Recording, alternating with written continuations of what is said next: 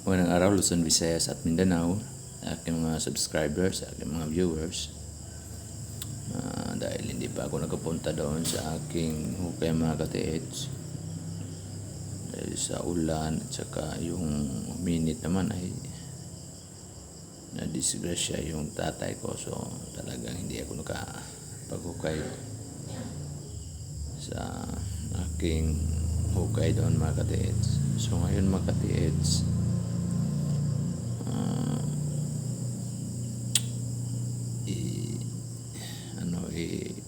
tampo ko sa inyo ngayon itong isa sa mga collection ko ngayon mga ka-TH,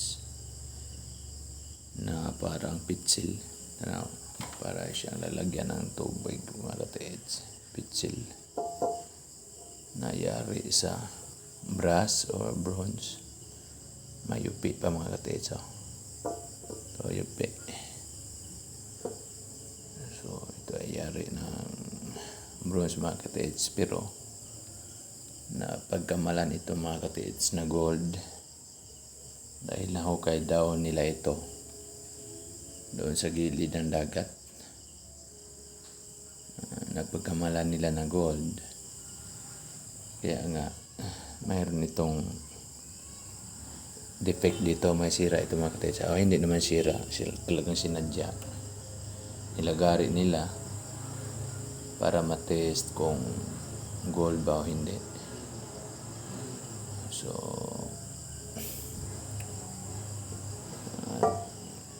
nung pinacheck nila mga ka-TH yung nilagari nila ng lagari na para sa bakal, ay doon din na nalaman na ito po ay hindi gold mga ka-TH.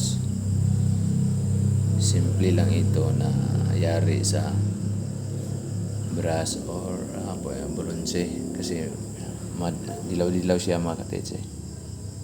Iba kasi yung brass ito mga ka-TH, ang brass.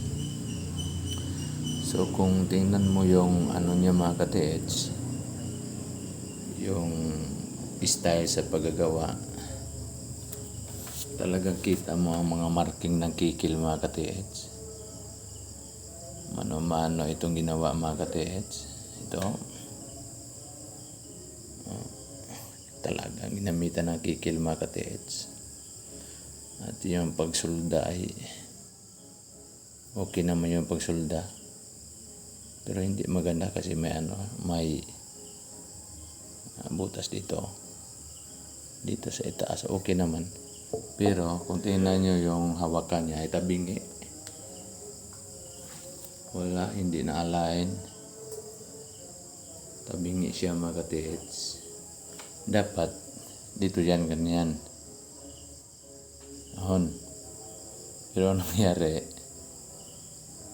mga ka-TH, siya, tabingi siya mga ka-TH, naging ganito, hindi siya pantay.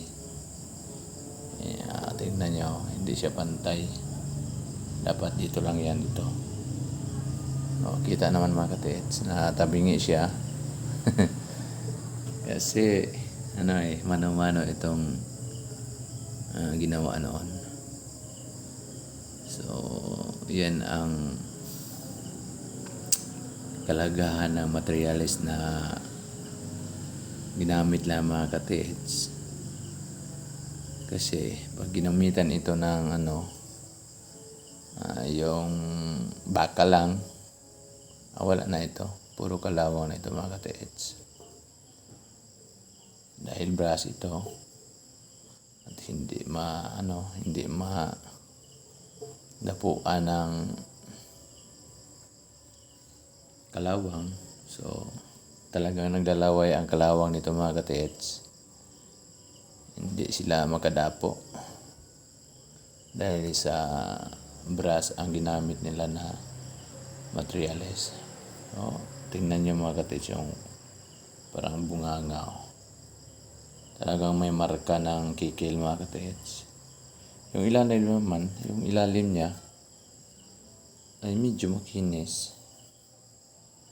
Kinis naman yung ilalim niya. Pero kita mo talaga mga ka-TH na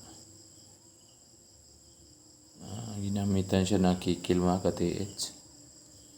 Lalo na dito mga katiits. Tignan nyo. Ang kikil na ginamit nila ay yung ngipin ay mga malalaki. Sana ginamitan lang ng kikil na yung pinaka pino na kikil. Pino ang yung kanyang yung ngipin or pwede liha na pinakapino. Ay wala pang liha doon eh. Kaya nga nagkaganito yung niya, purungan niya. Daming mga gas-gas mga katiits. Tignan nyo, hindi masyadong maganda ang alignment. Tingnan nyo mga katiits, hindi na-align yung kanyang yung daanan ng tubig ito. Hindi naka-align, dapat ganyan yan. Pero nakabingi siya na ganun siya. So yan talaga mga katiits ang mangyari pag yung mga gamit mo ay hindi maganda, mano-mano lang, hindi tulad ngayon na moldy lang. Mga ilang minuto lang, wala na, magagawa ka na nito. Ilang minuto lang. Pero noon mga katiits, talagang matagal itong gawin mga katiits. Matagal. So pagtingin ko sa loob mga katiits, makinis naman siya, pero may bakas siya na parang nilagyan ng maitim na bagay mga katiits. So posible na ginawa itong lalagyan ng kape or ginawa itong lalagyan ng yung sikwati sa amin mga katiits. Yung kokwa, kakiyo daw yan sa English mga katiits, hindi yan kakao. Kakao na yung kokwa nga, tsokolate or chocolate. Nilagyan nila mga katiits. Maitim eh. So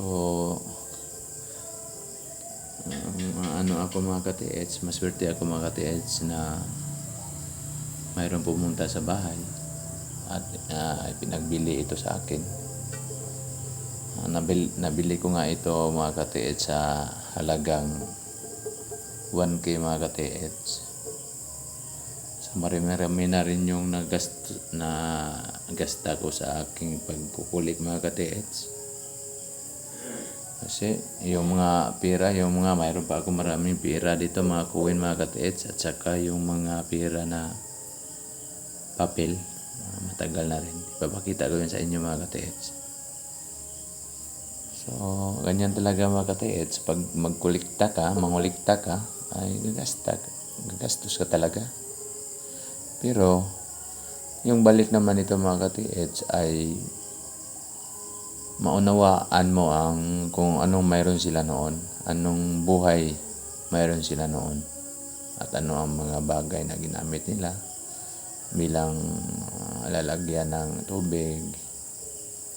So yung kape, yung chocolate, kokwa.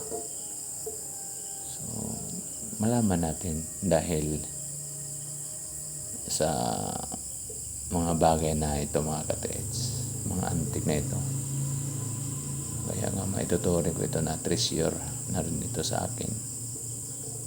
Kasi yung history niya mga katiits, history. Ang importante nito mga katiits, hindi ang pera.